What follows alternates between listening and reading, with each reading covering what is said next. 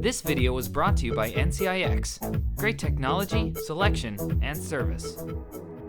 Hey guys, this is Dmitry and welcome back to another Ergonomics review. So Logitech is going through a bit of rebranding and reintroduction with their gaming peripherals, literally putting science behind these upgrades. So we're taking a look at the new Logitech G700s, a gaming wireless mouse that is not only loaded with features but also has an excellent ergonomic design for your hand. Now released at $99, this is slightly more expensive than its predecessor, given we have a faster sensor and a new coating on the body, but still is very competitive compared to other high-end wireless mice. So right off the bat, the G700s houses an 8200 dpi sensor, which for regular use isn't overkill, but for multiple high-resolution displays it might come in handy. We tested sensor tracking on many different surfaces and we are pleased to report we have smooth tracking without any hiccups. Now this is a wireless mouse powered with a single AA battery, and like with the original, it can be connected through a USB port for charging.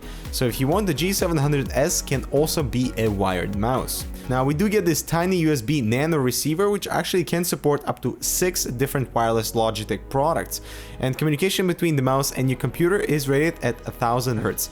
So in theory there should be no lag issues, and throughout our testing we're happy to report the mouse performed pretty flawlessly. I compared the G700s with my wired gaming mouse and didn't notice any difference in response time, which is good news for gamers. One thing to keep in mind though is the mouse is front heavy with no weight customization, which I found a bit too heavy for my liking, and for $100 this is a letdown.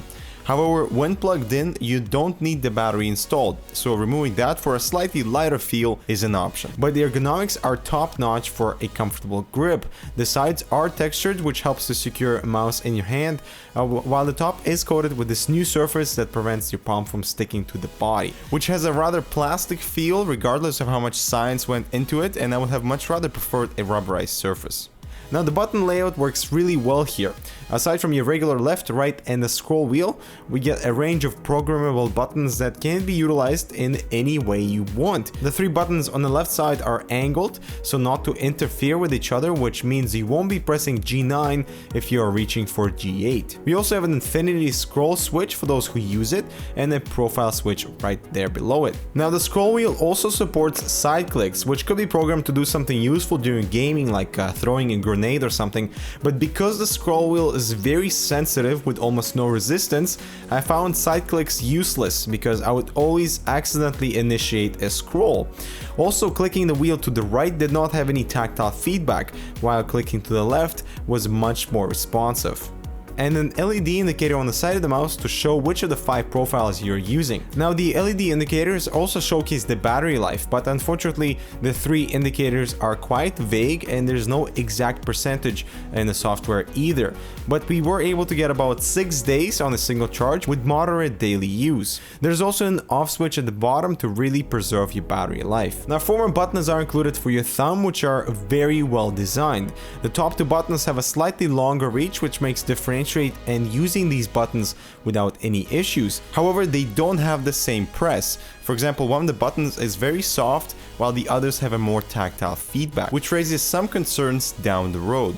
The driving software is very intuitive as well, and you can fine-tune every single button for any game or use. Recording macros is an option, plus having game-specific profiles to configure your mouse exactly how you want. So the new Logitech G700s is a well-rounded candidate for gaming mouse with an excellent sensor, comfortable ergonomic design, and button layout that works really well during gaming.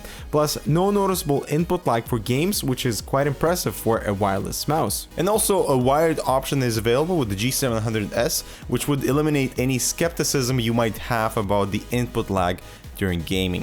Now there's really nothing negative to say about the G700s, aside that we have no exact battery life indication, and while the new coating may be a fingerprint resistant and non-sticky, it does have a plastic feel, and I would much rather prefer a slightly rubberized surface. Also missing weight customization is kind of a bummer considering the high price.